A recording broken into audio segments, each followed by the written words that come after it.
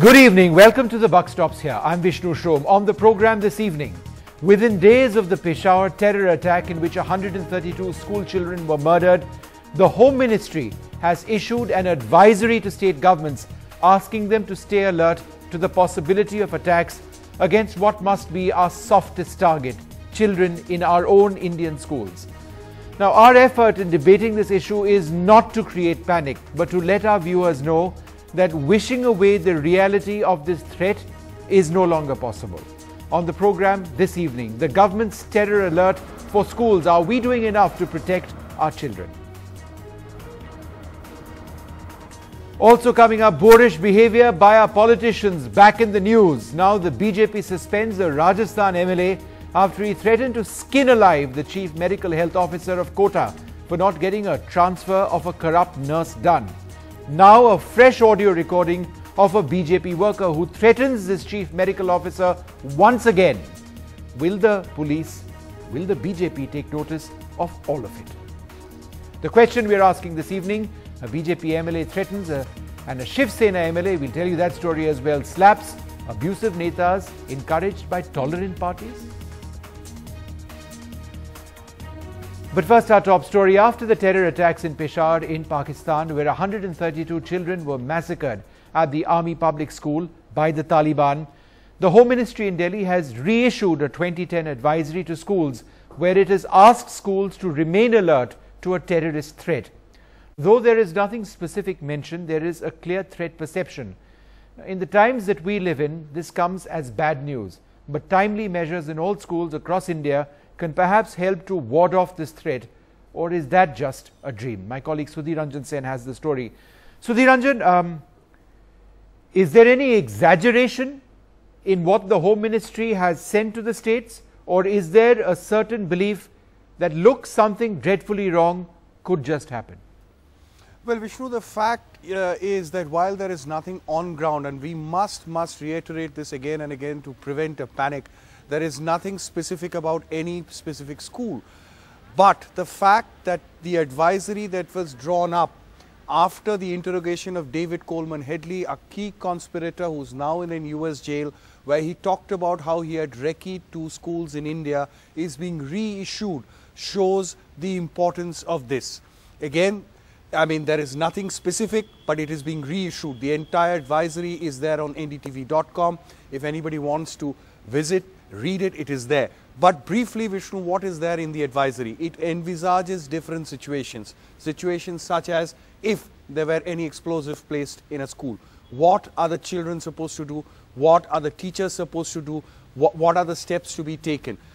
Scenario number 2, what if somebody were to break into the school with weapons? How do you take the children away safely? How do you inform their parents? How do you inform the police? But you know, and the most important part, and which is what the Home Ministry is trying to stress and trying to keep, you know, tell the states and the schools, please have these drills. Please do not take anything lightly. Please go through these drills in case of an eventuality. In case if you were to have such an attack, at least you're prepared, and thereby once you're forewarned, you're forearmed. That is the underlying message of this advisory. But the very fact that something that was drawn up after David Coleman Headley's interrogation after the 26/11, who was part of the 26/11 attack, just shows the importance of it. Vishnu. All right, Sudhir Ranjan, thanks very much for joining us with all of those details. Well, we are going to be debating this issue this evening, look at whether our schools are prepared. Can anyone really be prepared for something along the lines of what we've seen tragically take place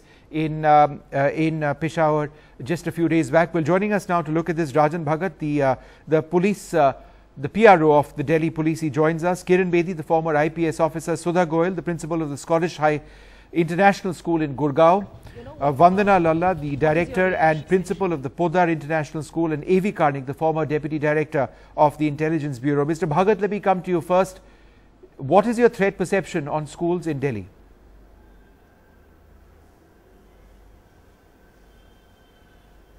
Mr. Bhagat, can you hear me? All right, I'm sorry we don't have him. We'll try and get him back in a moment from now. Sudha Goyal, let me ask you this. As a school principal, how well prepared are you to handle any potential threat like this? See, Vishnu, as a principal, my primary concern is the safety of my children. And it's not only just because after the whatever had happened in Pakistan, but otherwise we have CCTV installed all over the school. We have a rigorous verification process wherein every individual is thoroughly checked while he enters or exits the school. Besides round the clock guards, we also have installed metal detectors. And at times we have regular evacuation drill wherein children know from where to come out of the school. So we do take all these things are a regular part of the school.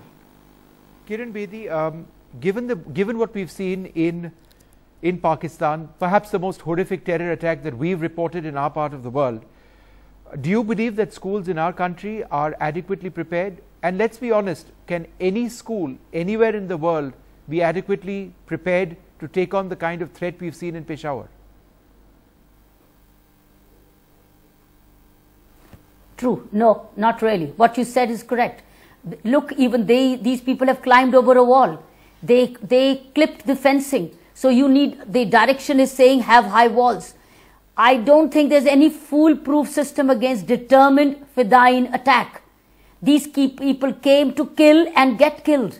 They came to kill and get killed. That was their mandate. That if you get killed, but kill as much, cause a lot of pain, because they had said they had suffered pain because of a lot of attacks on them. So I don't think there is a foolproof system, foolproof arrangement, foolproof precaution against a determined Fedayeen attack. So be that as it may not be every time a Fedayeen attack, but there are few. I think safety consciousness can be invoked, can be passed on to children in general. The fact that they all held a 2-minute silence, it has gone down to the children that something like this dastardly act has happened in their neighboring country, and India is equally vulnerable. So the fact that they held a 2-minute silence is aware that something like this. So I think that is a groundwork already done. Okay. Now security consciousness can be raised that something like this at a small scale can happen. So now there are a lot of other issues which I can come to later if you wish to come back to me. What are the few things they can do? Okay, ma'am, I'll interrupt you there because we've got time to discuss that. Even if it's a Fedayeen attack, but they don't become a victim. Yeah, we'll discuss all of that. I'm joined at this stage by Rajan Bhagat, the IPS officer at Delhi Police PRO. Mr. Bhagat, what is the threat perception on schools in Delhi? Good evening. Threat perception, Delhi Police is assessing from all angles, and I want to assure the public of Delhi and people of Delhi through you that Delhi Police is capable to handle any kind of situation, and we have taken all measures which are required to take security measures.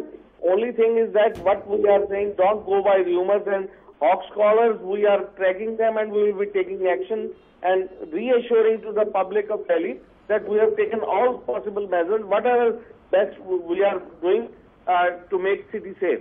Mr. Bhagat, can you confirm that there is an enhanced security threat to schools after Peshawar? We know the Home Ministry has warned the states. An advisory has gone out. What is this threat perception in the National Capital Region? Speak about Delhi.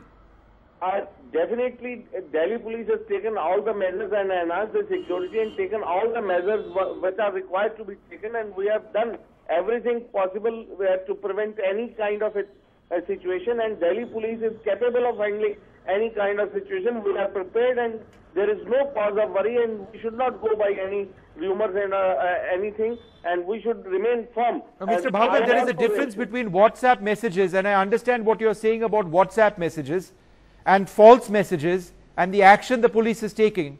But what about the fact that the Home Ministry has reissued a 2010 advisory note today to state governments, including Delhi, with a host of advisories on what to do in case there is a terror attack? Does this not confirm that there is a serious, credible threat that exists after Peshawar? only thing we want to tell you that it is for to make everyone aware and security conscious. Okay. One has to remain alert. Does not mean that there is any threat and one has to make fear of that and then make any kind of a wrong assessment. Point is that whatever is required from the government, what is required by the police, Delhi police, and whatever measures we can take, we are taking it, and we are making all possible security arrangements, whatever the best. And I want to reassure Delhi police is capable of handling any kind of situation which may arise. All right. I'm going to go across at this stage to my colleague Tanima Biswas. She is joined by a few concerned parents of school children in the National Capital Region. Tanima, this is a parent's worst nightmare. It doesn't get worse than this. As a parent myself, I cannot imagine a scenario where I've got my children going to school and something like this happens. And for parents across the world, what happened in Peshawar was horrific beyond words. And now there is this credible threat from which has been identified. The Home Ministry has sent a circular. You've got parents with you. What do they feel about this new changed reality? Right, Vishnu, let's pose the question to them directly. Sudha ma'am, Madhulika, both of you are here.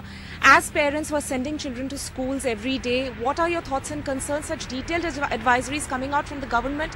But do you think that's enough, or is this the right step, necessary step to be taken?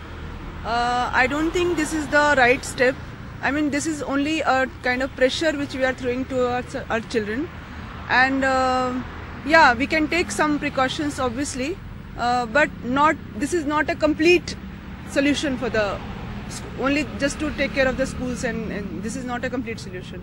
Are you concerned about sending your children to school? Are you wondering now, because there are so many messages circulating and these, what the government has happened after whatever has happened, somewhere it does impact, somewhere we are concerned, and somewhere we want that security system should become robust enough.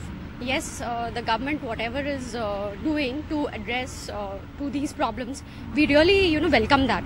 But, the larger problem still lies. Till what extent? We want our country to become secure enough so that we let our children grow in a very peaceful and a healthy environment. Yeah. Are you under any kind of pressure? Right. The way we grew up, we want our children to grow up in the same manner, not under any kind of pressure.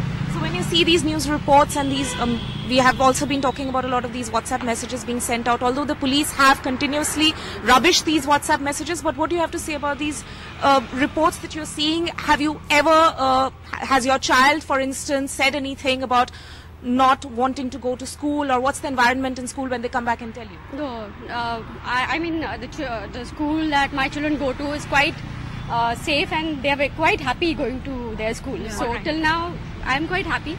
Yeah. But on a larger thing, we want that the system should larger scale. We'll have to leave it there. But you can see that concerned mothers are essentially saying that these are obviously steps which need to be taken by the government immediately, but that's not the ultimate solution. Vishnu? Vandana Lulla, the director and principal of Podar International School. Ma'am, tell us about, what's going on in your own mind? There is nothing that matters to you, I'm sure, as a school principal, more than the safety and security of your children. I cannot imagine a teacher having heard the news of what happened in Peshawar the other day. It doesn't get worse than that. Ultimately, it's our security of our kids that matters more than anything else, far more than their education. But in this changed reality, be honest with us, ma'am, as a school principal, are you not worried? Are you not scared that, oh my God, this is a reality and I have to protect my kids? Yeah,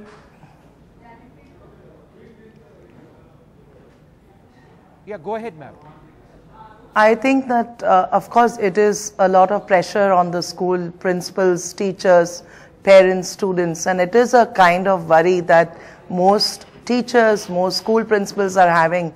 There is a lot of preventive measures that schools have taken. Immediately there was this kind of a PTA meeting, there are awareness kind of a programs. There are preventive measures that schools are doing, increasing the number of CCTVs and increasing the number of security guards.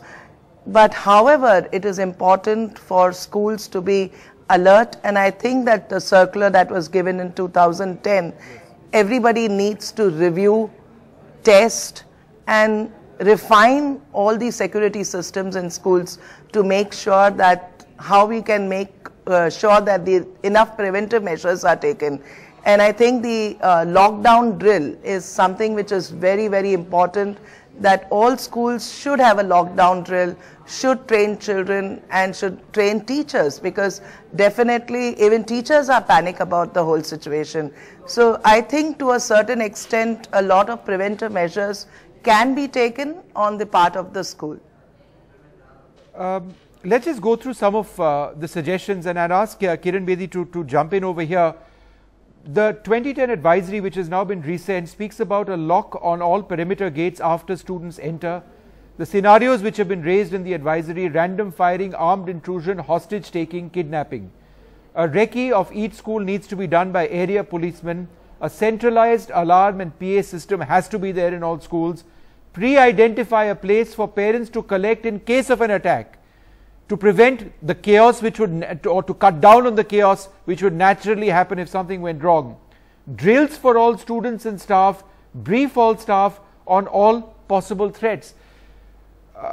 Kiran Bedi ma'am, this is an A to Z, this is as much as any school can do, and the fact that you've got the government now issuing this to states and the states will then issue it to schools seems to indicate that there is something of concern.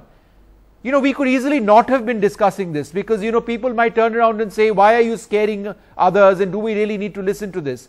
But perhaps it's time not to be an ostrich on this scenario. Would you agree? Kiran Bedi. Believe in prevention. I think we are not a very security conscious nation over a period. It's now that we are responding to certain crises. Being security conscious is a good thing. I think and doing these kinds of drills will help. But more than that, what I find we must do is the QRTs, the quick response teams. What police need to do is relocate the police control room vans and the QRTs according to the school timings. Relocate them despite traffic jam. Now the QRT will take its own time, because these are maybe Fedayins. The Fedayins would be on ground and they'll smash everybody on ground the way they did in Peshawar. What I would like to see is a tower, a high-end camera, a roving high-end camera, use of technology, which cautions the police and people, because at the ground level you may all go flat. You may all go flat. What we would need is a high on a tower or a reasonable machan kind of thing, where you have a roving camera which watches you. So that means there is either somebody at the machar or at the control room which alerts the police and the QRT. So you're looking at prevention and you're looking at response. And without being at a higher end, you will all go flat and finished. So I think it's going through these security drills would be a good idea. It raises security awareness and consciousness without causing panic. But creating these QRTs, repositioning police control room vans, and also the cameras, I think would be one more prevention I would like to see added. Okay. And I don't see why a high-end camera which rotates with this technology is not affordable. It is affordable in many schools. Where it isn't, then you can go into a manual machan. Where there is a person who can alert he sees something suspicious. Because these people will, Mr. Karnik, very small price to pay. It is. Because really on the ground they will get over the walls. Yeah. Mr. Karnik, ultimately, as a former director or deputy director of the Intelligence Bureau, you'd know better than anybody else that it all boils down to good intelligence on the ground. What does this actually say about the desperation of terrorists operating in our part of the world, that this is now being contemplated? That has it gotten to this stage, sir? Do you really believe it has gotten to this stage? No, it has gotten to the stage because the Taliban have found it very convenient to attack a school where the children of the army officers were studying, and they could take their revenge on the Pakistan army by hitting at the children. This is a desperate, despicable step that they have taken. As far as we are concerned, we should not get frightened with this kind of extreme steps, because then you will be afraid of your own shadow.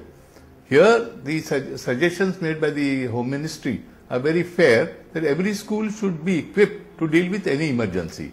What Ms. Bedi has suggested is also very fair, that if you can afford to put up cameras, if you can afford to have patrolling vans near the school, it would help in any emergency. Even without the Peshawar incident, we should take this care these kind of steps, because every civil unit in the country needs to take care of itself. Do not depend on 20 policemen coming and helping you out. You have to help yourself. Police can guide you, they can tell you what to do, but you have to do it yourself ultimately. So it is the responsibility of the schools to make the best efforts possible. I don't think every school will be able to follow the government directives because they may not be able to afford it. But the big schools, the rich schools, they should be able to do it. And if it is made a beginning in some schools, the others will follow. So without getting frightened, it is better to be prudent. Sudha Goel, how do you tell a 5, 6, 7-year-old child what a terrorist is? Yes. And that, you know, how do you communicate that? Is this something that teachers now have to figure out a way of doing? Of telling little children something which you want no child to know about? Yes, I agree with you, Vishnu. We have not been talking to our 5, 6, 7-year-old children about terrorism. Maybe we talk about good touch, bad touch, all those things. But definitely now we would be requesting teachers, parents, all coming together and actually explaining the children what a terrorist means, what a terrorist can do. In fact, when we did this 2 minutes silence and when we talked to the children, smaller children, they did come up to us to ask, ma'am, what does a terrorist mean? Who is a terrorist? So naturally, we will have to start explaining to them what a terrorist stands for. And it is a big task to explain a child who is just 5 or 6 or a 7-year-old, Vishnu. That's absolutely, that's such a sad statement of a fact. It is a very sad affair. Vandana Lulla, just a last word from you. You know, I'll ask you the same question. How will you go about, beyond the drills and things like that, how will you go about telling children and deliberately frightening them in a sense to this new reality that exists around them? I think the best way of speaking to the children is to use various mediums, maybe art, because I remember very vividly when the Mumbai Taj attack happened, it was through art that the children were able to express what they saw on air, what they heard at home. So I think through various mediums and involving psychological counselors, every school has counselors in school, they can speak to the children. We need to get experts in to make sure that we don't frighten them, like the gentleman said before. And we need to make them aware, but at the same time, use various mediums, use counselors in the school to maybe explain them that what is a terrorist, because I think today's kids are quite smart, they understand, and they themselves play a lot of games which are violent. So they know what guns are, they know what fights are.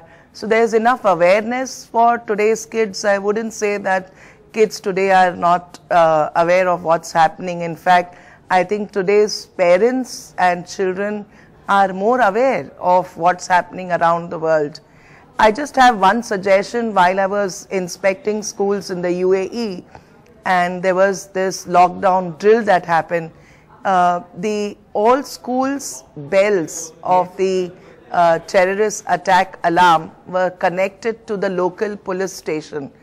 So immediately the local police would know that this is what happened. Well, we can also use social media, Twitter, and maybe other social media to create that awareness and to you know, pass the message. Mr. So Karnik has one last point. Mr. Karnik, running out of time. Go ahead, sir. Go ahead, Mr. Karnik. You know, what we are facing is an undeclared war.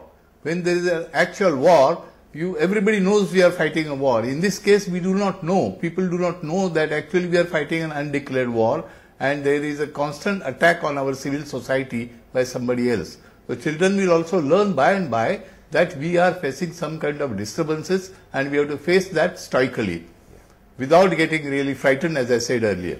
All right. Face it stoically. I don't know how the parents who've lost so much in Peshawar would be able to take that statement, considering what they've gone through. But I understand what you're trying to say, Mr. Karnik. I'd like to thank all our guests for joining us. It is one way or the other a very frightening reality that we live in. And again, our intention has not been to scare any of our viewers or to hype or exaggerate it. That's not the way we do things over here. But there is a security advisory. It's a 2010 advisory which has been reissued by the Home Ministry to state governments, who will then give it out to different schools.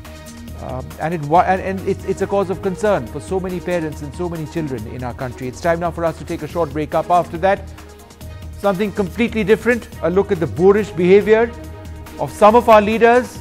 The BJP has taken action against one of them, but the threats still keep coming.